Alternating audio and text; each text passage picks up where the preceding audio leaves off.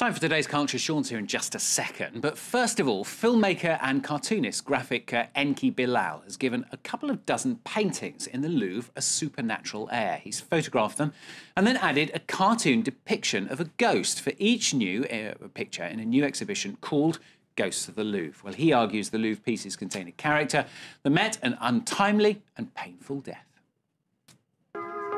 The visitor is caught unawares right away. Ghosts hover over Louvre masterpieces. They're the work of the cartoonist Enki Bilal. He photographed 400 original art pieces in the museum and then attached ghosts to 23 of them.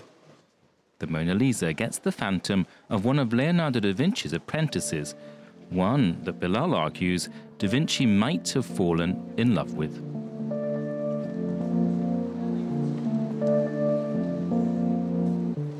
I immediately thought of a young man around 27 or 28, at about the time Leonardo da Vinci might be losing interest in him. I portray the young man as a tragic figure.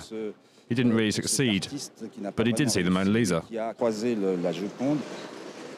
Another Louvre masterpiece, The Winged Victory, gets ahead of a sculpture of ancient Greece, a man decapitated in a chariot accident.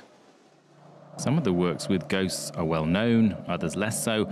Bilal made his choice according to how well the original art would work with errant souls in acrylic and pastel. They're disturbing. They make you react. The idea takes some of the dust off old paintings. It makes us look at the Louvre really differently and makes you take a distance from a piece of art, all the while reflecting on art added to the original. Do not be afraid. This is one more reason to head for the Louvre. The ghosts have brought the museum to life. Yeah, Enki Bilal, certainly different anyway, isn't it? So, we carry on with art then. As you can see, our art critic Sean Rose right next to me. The big question for Sean then, beginning of a new year 2013, what is the must-see exhibition, Sean? Well, Dali, of course. Actually, it started last year, but I mean, we must go back to Dali because it's still on until the 25th of March anyway. So, stage at the Pompidou Center. This exhibition is actually a great exhibition, a great retrospective of the maverick genius of surrealism, Dali, Salvador Dali, breaking record at the box office. Actually, the Pompidou Center had a very good year with its number of visitors soaring to 3.3 million, a 6% rise compared to the previous year. And in mid-December, you could count about 6,700 visitors per day. Wow. So, well, why Dali then? Because Dali was actually had his last big exhibition 30 years ago at the Pompidou Center, but hasn't had one, a major show since. Why? Because compared with Picasso, he's a kind of not the lame duck, but certainly the black sheep of modern art. He was kind of pro-Franco, his agent provocateur. I wouldn't say that he was a Frankist, but he was a kind of an aesthete, an anarchist, and he didn't care for any kind of school ideology or anything like that. So, of course, he's a showman, and the self-righteous intelligentsia was not really keen on him at the end of his life because he was very commercial. He signed lots of things. But there at the exhibition, you see pieces that are extraordinary, like the persistence of memory, this 1931 painting, which is beautiful, where you have all the themes, the ants, the time, and the provocation. Sometimes I spit out of pleasure on my mother's portrait. That is one of his drawings. It's very much like nonsensical humor. It's very surrealistic as an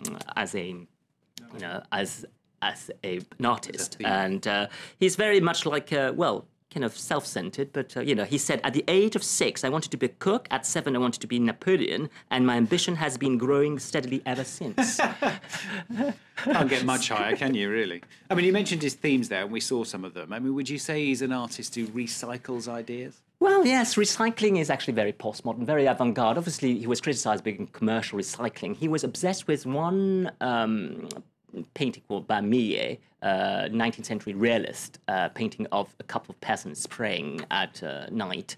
And he made this painting with these, he took, he did variations of it. So that this is a peasant woman, just the only her praying, and he said that they were praying because they had the fruit of their forbidden love was buried there, and he even had the curators of Musée d'Orsay, X-rayed the painting to show that there is, and they found the black rectangle and said, "Oh, hooray! I'm a genius. I knew that it was that kind of the child was there under between the couple of peasants." So he did these variations of the theme, and recycling is actually very postmodern. I would say that Dali is more of a postmodern than a surrealist. I mean, Jeff Koons loves him. And would you say, Dali, then, looking at some of those images, they're not very politically correct, maybe? No, he's not very politically correct. As I say, he's apolitical. That means sometimes when you're apolitical, when the times require you to choose, like during fascist times and the war. He did a painting of the war and the Civil War, Spanish Civil War, called "The Premonition of a War," of the Civil War, or "Soft Construction with Boiled Beans." There's also something very unpolitically correct.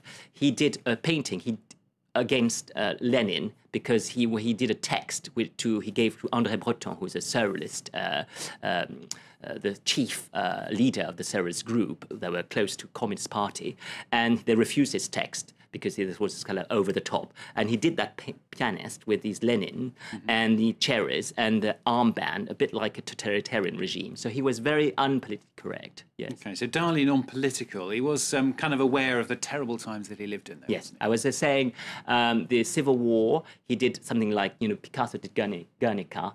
When the Nazi fleet bombed the Basque town, and he did something like Premonition of War. As I said, the Soft Construction with Boiled Beans is a kind of monstrous painting of kind of weird figure, and actually it was like very much like a premonition of the war. But as I say, he's more interested he was more interested in figures and in visual vocabulary, like Goya's Saturn devouring his son, than actually a political message. He was not much into political messages.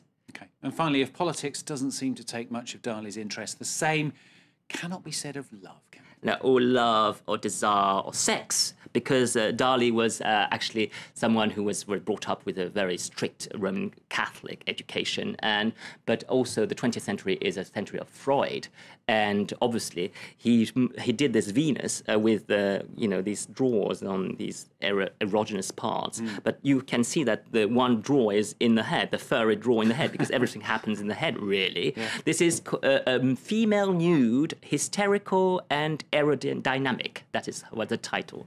And so, but the best is actually Mae West, an installation where you can go there and sit on the lips of Mae West, and that's really quite something. It's an installation where every visitor can just go and sit like a sofa on the soft lips of Mae West. Excellent. Any chance to use the S word? Sean Rose is your man. He always manages it. Sean Rose, our art critic here on France 24. That's the end of today's Culture. Stay with us. Latest news coming up. Sean, thanks for